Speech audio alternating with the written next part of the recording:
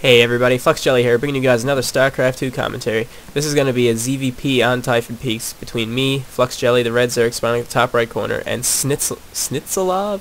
Yeah, Snittzelov, the blue protoss spawning at the bottom right. This is a ladder game I played fairly recently. It was a couple days ago. I can't really remember exactly when it was. But yeah, it was a Masters ladder game I played. I think Snittzelov is ranked 21? Yeah, I want to say 21 in his division thereabouts. So yeah, it should be a pretty good game. Typhon Peaks is a really good map for Zergs, I think.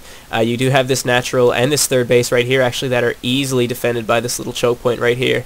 There is this path they can take to your backdoor rocks at your third, but I mean, if you keep an Overlord there, you should be able to see them breaking that down and being able to defend it in time, and they can actually come around here too and come in your natural this way. But I mean, at the same time, look how small that choke is. That's so easy to defend. You get a big concave right here, and then you just basically win. So really easy natural and third to defend. We do have the probe now from Snittzelov coming out to do some scouting. He will scout my way first and find me. I do see the probe, so I should know where he is too. Usually you would scout this way if you were at the bottom. So I should know pretty much where he is. I do have an Overlord going to this base anyways, and obviously we're not cross positioned, so don't have to worry about that. So he is throwing his pylon and his gateway on the high ground, which does mean he'll probably end up going like a 3-gate expand build, just because if he was going to go a fast expansion, you would want to wall off your natural here like this, just so you know the Zerg can't really get much scouting in. So yeah, so he's probably going to end up going for a 3-gate expand. We do see that gas going down right now. Should be following up that second gas after core. I actually went pool first. I like going pool first because you don't have to deal with cannons when Protoss puts cannons up here, like if they try to wall in your ramp, because all ladder maps don't have that. Ladder maps don't actually have that supply depot, so they can wall you in. And I mean that drone or that probe can delay your hatchery a little bit. We do have 2 drones coming out now to try to pick off this probe. They do actually block the pylon. This probe might actually end up going down. Yeah, it actually does go down. So a little bit of a mismicro there from Snittzelov, letting that probe die. Probably should have got that away. So we'll get my hatch down fairly early, actually, compared to when I would normally get it down. So I'm not going to be as far behind as normal, so that's pretty good there. Cybercore now going down, and we do see the second gas as well coming from Snittzelov. So yeah, this does look like a 3-gate expand. So he's sending out another probe right now, it looks like, so he is probably going to be trying to put up a proxy pylon somewhere on the map, just to proxy me a bit later. I'd say probably like right here somewhere, or maybe even over here if he wants to hide it a little bit better. But we do have 4-lings out on the way now for me. They're going to go around and see if they can do a little bit of scouting, poke around. And actually getting gas too. I decided to get gas because I wanted speed just for a bit of map control. I don't usually get gas that early if I go pool first before hatch. But I figured I might as well get speed out just to get some map control and a little bit of scouting in. So the lings are going to poke up here now, but there is a Zealot here. So this wall is Zergling proof, so I shouldn't be able to get in there. But the Zealot isn't actually on hold position, so the Ling actually does get into the base. That's a really big mistake by Snittzelov. He really should have had the Zealot on hold position. This Ling is going to see the 2 gas. He's actually going to run over here into the bushes and see this pylon, so there could be some hidden tech here, so I could check that with an Overlord a bit later. Zergling does go down to the sentry, but got all the info I needed. I saw the 2 gas, so I pretty much know that he's going 3-gate at this point. Leaving a couple Lings out here just for scouting. His probe's actually up here. Don't know exactly why. He's not putting down a pylon yet. In the meantime, I am throwing down a Roach Warrant. I don't really agree with that in hindsight, because I mean I did think he was going 3-gate expand, so I mean why would you get roaches against a 3-gate that early? You're not going to do any damage because they're going to have too many sentries. So I probably should have waited on that, but that's all you can do, I guess. Getting shooed away there by the couple sentries and the Zealot. You can usually tell when this is a really early pylon and Nexus. I didn't actually see this Nexus, so I can't really tell how many gateways he has, but this is a really early Nexus. If it's before, say, like, I would say 7 minutes, or like 6.5 minutes, you know it's being pretty greedy. So that is actually only a 1-gate expand. He actually canceled that, though. I guess he saw the Roach Warren with that probe. Yeah, he must have. And decided to cancel that Nexus and put down 2 more gateways. And now the Nexus again. I don't really agree with that. I think he should have just canceled. Instead of canceling the Nexus, he should have just let it stay.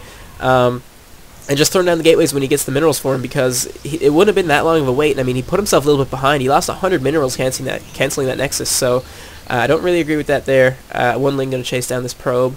So yeah, he should have left that Nexus up. He's going to be a little bit behind now. Smart move by me in hindsight here, getting this third. I didn't actually know about these gateways being so late.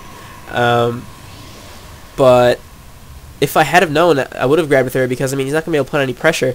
So I'm going to be able to get that third up and running before he actually puts on any pressure, which is pretty good for me. And actually a Stargate coming out now from Snittzelov as well. So we're going to be seeing some Void Ray pressure coming out of Snittzelov here, possibly some Phoenix. There's a couple of routes you can take if they go Stargate. You can go Hydras, which is the more general way of dealing with it, and I think it's the most effective personally. Or you could go Spire.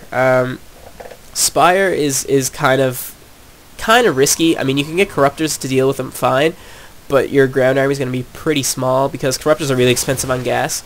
So you can get Corruptors, you can get Mutas, but if they go into Phoenix, you really shouldn't get Mutas. And the other route is Infestors, which is a solid route as well. It's just kind of hard to deal with if they split up their army at all, because the Infestors just aren't very good at dealing with small numbers of units because they're just not very cost efficient with that. So we do have a lot of sentries out from Snittzelov now. We just have 7, so that's going to be a lot of force fields when this ground army does engage. I have a couple spines going down right now, and a Spore, because I do actually think he's going to be doing some kind of Stargate or DT play, so I do want that Spore there for anti-air and detection. Getting that third up and running right now. Should be transferring over some drones. Getting a Queen. Yeah, there it is now. Evo Chamber is down. Not getting any upgrades yet. The layer just popped, so I should be getting roach speed pretty soon. Roach speed is actually really important for dealing with stalkers, especially because I mean the stalkers could kite roaches all day if they didn't have the speed. We do have a probe coming in here. He's not going to see anything. He might have saw some roaches, but that's about it. Other than that, I mean, he didn't really get any important information. If you look at the income tab right now, I am ahead by 6 drones, but that is because I do have this third up and running, which is a big help. Getting a fast third is actually also a good way of dealing with Forge First. If you play it right, you do have to be really solid with your macro. You have to not supply block yourself and make enough drones, and then realize when you have to make units. So you have to play really well, but it is a good way of dealing with it. We do have a Void Ray on the way out now, so he's probably going to be trying to go over toward my third, because that's what most Protosses do. They'll get to that Stargate, they'll deny your third with the Void Ray, hoping that you don't have Queens there, and so you can't get your third up and you're on equal bases. I should be spraying this creep a little bit better. You do want this creep spread, even though this doesn't look very far. For Queens, that is really, really long time to walk across because they're just so slow off creep. So I should be getting my creep spread down there pretty soon, which is good. The Void Ray is actually coming into my third right now. Of Queen and Void Ray one-on-one, the Void Ray will win pretty substantially. So he's going to be starting to work away at this Queen right now. He's not actually in this charge getup. He's actually moving out. He does have Phoenix coming in to Graviton Beam the Queen, which is why he moved out. This is actually really dangerous to deal with if they get that Phoenix in, because they could just pick up the Queen and no damage can be done. But 2 Queens coming down right now. It is really important to get that extra Queen. Not only for air defense, but I mean also for creep spread. It's really helpful to, you know, spread out that creep really fast just so you can get a lot of vision and speed. So we do have a lot of Queens out right now. A couple Spores going down, so I should be fine from air. I shouldn't be able to do that much damage with his Void Rays, so that is pretty good there. So right now, basically, we have Protoss getting ground upgrades and a couple gateways, so he's going to be transitioning into a kind of a gateway-heavy army. He's only got 1 Stargate, so there's not going to be much pressure coming out of that Stargate. I'm actually getting Spire right now. I don't know if that's the best move. I saw the Void Ray. I probably shouldn't be going Spire. I don't really like going Spire against Stargate. Some people might disagree. That's just a personal preference. But the Phoenix are actually going to fly right past this Overseer, and I'm going to see the Phoenix. And the Spire actually gets cancelled, and instead there's a Hydra Den being thrown down, which is actually a good move. Hydra's going to be way more cost-efficient against these Phoenix. Because, I mean, if you get enough Hydras, they just can't pick up enough, and they just get shredded because they have such little health. So I do like the transition to Hydras instead of Mutas in this situation, because, I mean, Phoenix can kite Mutas, and literally 1 Phoenix can kill 100 Mutas just because they can't touch and they can shoot while they're moving. So he's going to pick off that Queen, but he's letting his Phoenix get hit by that Spore Crawler. Not the best of moves there. You really don't want to let these Phoenix get really low. They're really fragile as it is, and when they deal with Hydras, these 2 are just going to get killed so fast that they're not even going to be able to pick anything up, and they're going to be really useless. So I should be a little bit more careful with his Phoenix there. He's going to get this Overseer, though, which is pretty bad. I should have probably used this Overseer a little bit better. I didn't really do anything with it. I just kind of morphed it. He's slowing down his third right now, and this is what you have to prevent as a Zerg. The Protoss getting their third is a really big deal. It's going to jack up their economy a lot, which is going to make their army really hard to deal with. They'll be able to you know, regenerate their army a lot faster. They're going to be able to get those high-tech units out like Colossus and DTs and Void Rays and all that kind of stuff you don't want to see. So it is really essential that you keep a Protoss on 2 base. It's just like a Terran. It's pretty much the same idea, and I do see this at my Lings right now, so I do know he's trying to get a third, so I should be moving out here pretty soon. I have a lot of Hydras. Not much of an army from him. He has a lot of sentries with Force Field, but I do have that Hydra range on the way, and I mean the Force Field doesn't really do much against Hydras with range just because I mean, the range is the same as the stalkers, so I mean, they're going to hit the stalkers one way or another. But it does help with the roaches and the lings. So yeah, here we do move out right now. A void ray is on this tower, just watching. It's actually going to get taken out by these hydras, and look how fast it's going to die. Look at that. Hydras just do ridiculous amounts of damage. So I do have the lings coming in here to poke in first. There is a couple cannons here, so I don't think I'll be engaging right here. No, that would have been a really bad idea to engage right there. A lot of stalkers getting warped in, which is not good against hydras. So it's going to be interesting to see how this works out. I am knocking down these backdoor rocks right now to come into the third, so I'm going to run into that third right now. The lings are leading in first. He really does want to keep this alive. He doesn't want to let this go down and get stuck on 2 bases, so this is pretty essential that he keeps this alive right now.